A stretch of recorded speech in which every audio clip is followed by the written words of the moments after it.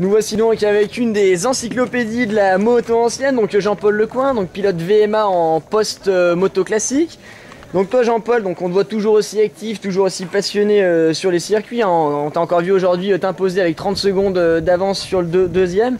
Donc toi on sait que tu es autant pilote que mécano. Toi si la moto elle fonctionne bien dès la première séance d'essai, j'imagine que tu es insatisfait. Ah, ça m'arrange quand la moto marche bien, mais effectivement, je suis un passionné de mécanique et l'intérêt de ces motos classiques, c'est qu'elles nécessitaient effectivement des réglages et des capacités autant pour le pilote que pour le mécano, d'être capable donc de les régler et de les optimiser.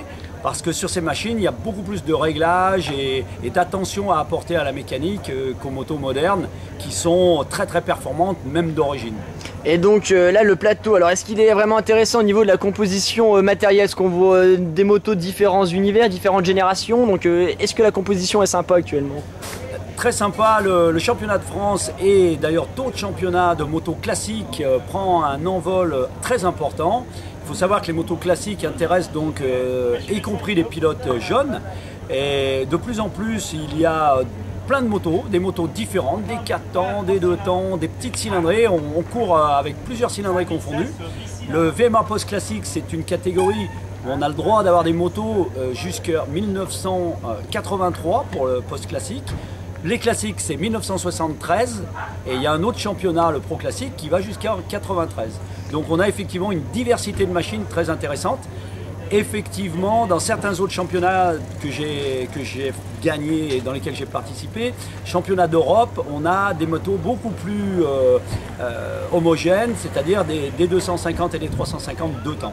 Là, on se bagarre avec des motos complètement différentes souvent, mais c'est très très sympa aussi. Et donc aujourd'hui, c'est vrai que quand on voit rouler un petit peu la catégorie, on te voit vraiment plus vite que les autres. C'est vrai qu'il y a quand même plus de passionnés que de vrais pilotes. Toi, j'imagine que tu aimerais quand même voir rouler les vrais pilotes de l'époque correspondant donc à ce type de machine, les anciens pilotes officiels, quoi. Même s'il n'y en a plus beaucoup de ce monde. Ah, il y en a quand même encore pas mal de vivants. Effectivement, c'est très très sympa de participer avec des légendes en ICGP, en championnat d'Europe.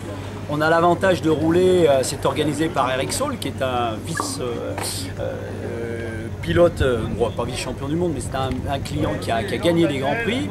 Il y a des gars comme Reed, il y a des gars comme Bertin qui viennent rouler aussi. Donc plein effectivement d'anciens pilotes. Alors ça c'est très intéressant, mais effectivement il y a beaucoup d'anciens pilotes qui hésitent un petit peu et qui viennent pas. Bon, c'est un petit peu dommage, mais de plus en plus il y en a. Donc là en championnat de France, effectivement, moi j'ai une carrière qui est assez longue et une expérience qui me permet d'être assez à l'aise dans ce championnat. Mais c'est très intéressant d'avoir des jeunes néophytes et des anciens pilotes, voilà, tous ensemble, une ambiance très très détendue. Merci Jean-Paul. Oui, je voudrais quand même penser à remercier Cybermotard, ouais, mais c'est vrai que dans ta génération, il n'y avait pas de site internet, hein, c'était pas comme ça. Comment ça, il n'y a pas de site internet? Bien entendu, mais on est au goût du jour maintenant. Merci Jean-Paul. À très bientôt, au revoir.